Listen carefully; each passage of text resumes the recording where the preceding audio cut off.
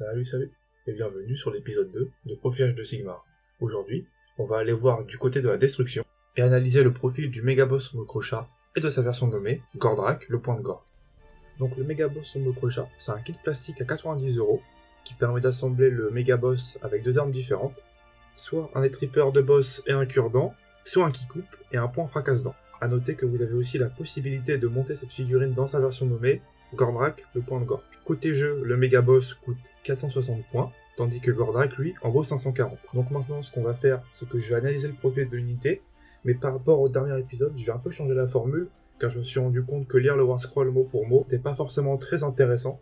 Donc ce que je vais faire, c'est que je vais plutôt le résumer pour que vous puissiez comprendre les différentes aptitudes et les statistiques de l'unité, pour que lorsque je passerai à la partie suivante, tout soit clair. Si jamais il s'avère que vous préfériez lorsque je lisais le Warscroll mot pour mot, n'hésitez pas à le dire dans les commentaires, mais moi de mon côté, j'estime qu'il est plus important de parler de comment on va jouer l'unité avec les différents buffs et sa position sur la table, que de passer du temps à lire le profil. Donc voilà, maintenant que ça c'est dit, passons directement à la lecture du profil du mégaboss. Alors, lorsqu'on regarde le profil, on est clairement devant une créature de destruction massive. 3 plus de sauvegarde, avec 15 PV, mouvement 12, avec la capacité de voler. Une arme portée 8, 2+, 3+, perforation 1, dégâts 1. Des 6 attaques, c'est un peu aléatoire, mais sur un malentendu, on va quand même pouvoir faire des blagues. Le choix pour le mégaboss de l'équiper, soit avec les trippers qui a 8 attaques, 3+, 3+, moins 1, 2, ou bien avec le qui-coupe, qui a le même profil, mais aura uniquement 6 attaques. On reviendra plus tard sur cette différence. Et pour finir, le Mokrocha tape avec ses poings et sa queue, 8 attaques dégressives, 3+, 3+, raid-2, dégâts 2. Gordrakk, il a le même profil de base, avec 1 PV de plus, ce qui lui fait donc 16 PV. On remarque aussi que Gordrakk, il est équipé de 2 armes différentes, crasseuse et rusée, qui ont chacune 5 attaques. Les 2 armes ont le même profil pour toucher et pour blesser, avec des dégâts différents et des effets qui vont varier en fonction de qui vous allez frapper. Concernant les aptitudes, il y a l'aptitude masse destructrice. Lorsque cette figurine a chargé, vous ciblez une unité ennemie à 1 ou moins de cette figurine, et vous allez lancer autant de dés que marqué dans le tableau. Donc c'est un profil qui est dégressif. Pour chaque 5+, vous allez infliger une mortelle, et si jamais à l'issue de cette aptitude, vous n'êtes plus engagé avec l'ennemi, vous avez le droit de charger à nouveau. A noter que Gordrakk possède une version évoluée de cette aptitude, masse dévastatrice. Vous allez faire le même processus, où vous allez cibler une unité, lancer des dés et infliger des mortelles, mais en plus, une fois que vous avez chargé, vous allez pouvoir cibler un décor à 1 ou moins de Gordrakk, et lancer autant de dés que spécifié dans la masse dévastatrice. Si jamais vous faites 1 ou plusieurs 6, les unités qui sont dans le décor n'auront plus le couvert. Un mégaboss possède aussi l'aptitude la victoire en plus fort. Lorsque vous tuez une figurine ennemie lors de la phase de combat, le mégaboss va gagner 1 PV et plus une attaque sur son arme de corps à corps. Donc ça va concerner uniquement ses armes de mêlée à lui et pas les attaques de poing de votre Mokrocha. Si jamais votre mégaboss est équipé d'un point fracasse-dent, chaque 6 à la sauvegarde infligera une blessure mortelle à l'unité attaquante. L'attitude de commandement d'un mégaboss sur Mokrocha vous permet de cibler une unité Iron Joe entièrement à 18 de celle-ci et de lui donner +1 à la touche. Gordrakk, lui, possède la version évoluée de cette aptitude de commandement, aux voix de Gork, et vous allez être en capacité, pour un point de commandement, de cibler 3 unités destruction entièrement en 24 de Gordrakk et de leur donner +1 à la touche. Toujours sur Gordrakk, les génome modifiés de touche qui font 4 ou plus sur un sorcier infligeront des 3 blessures mortelles, terminant la séquence d'attaque. Crasseuse, lui, possède le même effet, d'infliger des 3 mortels sur un 4+, à la touche, mais uniquement sur les héros non sorciers. Maintenant qu'on a passé en revue le profil du mégaboss sur Mokrocha, on va analyser les 2 options d'équipement possibles, les trippers et le point fracasse-dent, et de voir quels sont les points forts et les points faibles de chacune de ces options d'équipement. Donc, on y va. Alors, concernant les options d'équipement, on remarque rapidement que l'une est meilleure que l'autre en tout point sur ses dégâts flat. Plus de portée, plus d'attaque, donc plus de dégâts, et plus de facilité à aller chercher l'adversaire. Mais avec le point fracasse-dent, il faut prendre sur compte que chaque 6 que vous allez faire à la sauvegarde va provoquer une blessure mortelle à l'adversaire. Ce qui veut dire que lorsque vous jouez contre de la horde, si jamais on vous fait provoquer beaucoup de sauvegardes, étant donné que les sauvegardes sont faites de manière simultanée dans les jeux de Sigmar, si on vous provoque, disons, 36 sauvegardes, vous allez infliger, statistiquement, 6 blessures mortelles à l'adversaire avant même de l'avoir frappé. C'est une option qui est à prendre en compte notamment contre les unités de horde résistantes mais qui subissent mal la blessure mortelle, comme par exemple les Sequitor ou les Mortec Ward, et qui peuvent retourner la puissance de saturation d'une unité ennemie contre elle-même. Donc en conclusion, même si de prime abord, les Trippers fait plus de dégâts et sature plus que le point fracassant contre les hordes, ce dernier peut se révéler efficace notamment dans le cas des hordes qui sont très résistantes. Maintenant que nous avons comparé les deux options d'armes pour le méga-boss sur Mokrocha, nous allons voir quelles sont les synergies et différentes améliorations qu'il est possible d'appliquer sur cette unité. Alors avant de poursuivre, petite parenthèse sur le tableau, car j'ai eu plusieurs questions lors du premier épisode sur le code couleur de celui-ci. Ce qu'il faut bien comprendre, c'est que je catégorise chaque amélioration possible dans le jeu par accessibilité au sein d'une même armée. Je ne prends pas en compte les aptitudes de commandement génériques, le vert représentant un bonus qui est facilement accessible par une armée, tandis que le rouge représente un bonus qui est difficilement accessible par une armée. Pour finir, le noir représente tous les bonus qui soit n'existent pas, la relance d'une attaque, ou qui sont trop compliqués à aller chercher pour l'unité et donc qui ne sont pas pertinents. Maintenant que ça c'est clair, on va partir sur la synergie de l'unité. Alors, au sein du Battle Tome Horus War Clan, il y a peu de relance pour les jets de touche et pour les jets de blessure. Mais par contre, les fiabilisateurs et les plus 1 à la touche, plus 1 à la blessure, plus 1 à la charge, plus 1 à la course, etc., que ce soit en Iron Joe ou en Big Wag, sont très faciles à aller chercher.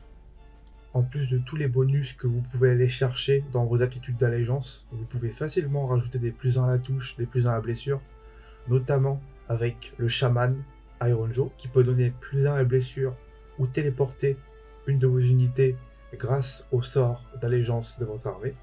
Il y a aussi l'indispensable War Chanter, qui avec ses prières peut améliorer les dégâts de 1 d'unité, donc faire passer par exemple les attaques de poing de votre Mokrocha à dégâts 3, voire à dégâts 4 si vous jouez le trait de monture adéquat, mais aussi de vous donner un supplémentaire plus 1 à la touche, ou même de faire charger votre Mokrocha à 3d6.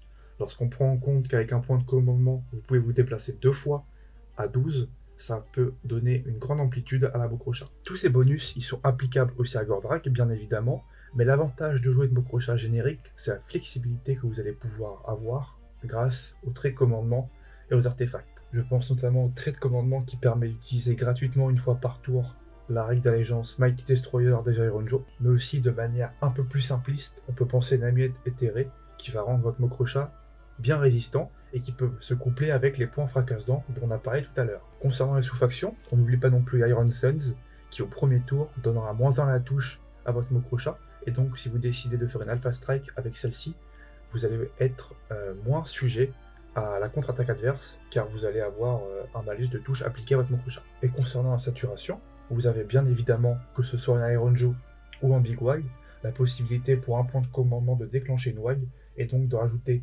une, voire 2 attaques si vous êtes chanceux, au profil d'armes de votre Mokrocha. Ce bonus va être plus efficace avec Gordrakk, car il y a 3 profils d'armes, là où le Megaboss générique n'en aura que 2.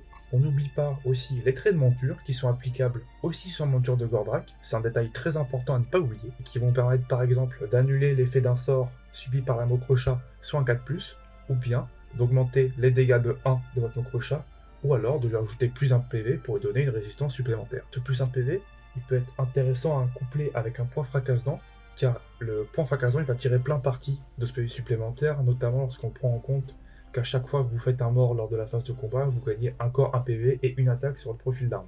Maintenant qu'on a fait le tour des bonus applicables à la Mokrocha, qui permettent de la rendre soit plus défensive, soit plus agressive, nous allons voir comment on peut jouer ces deux manières de jouer à la Mokrocha, soit plus défensive comme un genre de gros totem, soit plus offensive en l'envoyant seul sur le champ de bataille, grâce à différents schémas qui permettent de voir comment tirer plein parti de votre Mokrocha sur une table de jeu. Pour commencer, on va parler de la Mokrocha de manière dite défensive. En quoi ça consiste? Ça consiste dans le fait à équiper sa Mokrocha de manière à pouvoir résister, mais aussi avec le trait de monture Weird Hand, trait de monture qui permet d'ignorer les effets d'un sort ciblant la Mokrocha sur un 4+. Vous allez donc jouer votre Mokrocha derrière vos unités, de manière à ce qu'elle soit protégée. Vous allez la mettre pas trop loin, à plus de 3 pas si vous voulez éviter d'être engagé, ou peut-être à moins de 3 pas si vous voulez être engagé. Pourquoi vous allez chercher à être engagé? Ça va être dans le cas où vous allez être équipé de les Trippers.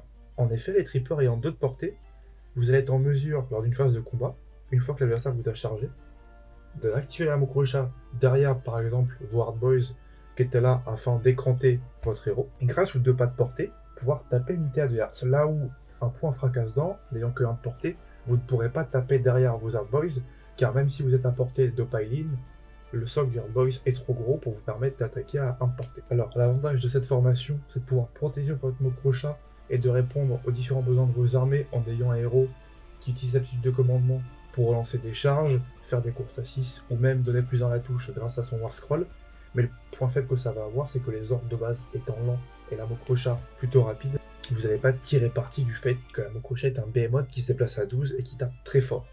Mais étant donné que votre Mokrocha équipé de cette manière est très résistante, vous pouvez décider de l'envoyer dans une unité ennemie afin de bloquer un peu l'ennemi chez lui et de tirer parti du fait que la Mokrocha se déplace à 12, peut faire des retraites assez rapides pour pouvoir exprimer un danger direct dans la zone de déploiement de l'adversaire ou même dans son camp si jamais vous avancez plus loin dans la partie. Mais vous pouvez aussi ignorer complètement ce que je viens de vous dire et partir du principe que la Mokrocha vous l'allez jouer en solo de manière extrêmement offensive. Et là, si vous faites ça, si ce que vous cherchez c'est faire un maximum de dégâts, il y a une autre manière d'équiper votre Mokrocha. Ici, on va tirer parti d'un artefact comme par exemple Metal Reaper Claw qui va donner -3 drain à l'arme de main de votre mégaboss, ainsi qu'au trait de monture Min Un qui va donner +1 dégâts aux attaques de poing de votre Mokrocha. Alors qu'est-ce que ça veut dire?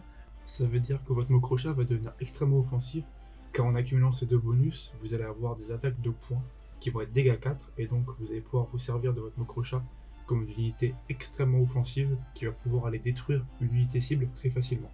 Alors méfiez-vous, cela dit, car votre Mokrocha elle coûte quand même très cher, et même si elle a une sauvegarde de 3+, avec l'équipement qu'elle a dans cette configuration, elle est un peu fragile pour son coup en poing. Donc lorsque vous faites ça, faites très attention à bien charger en coin pour limiter la contre-attaque de votre adversaire.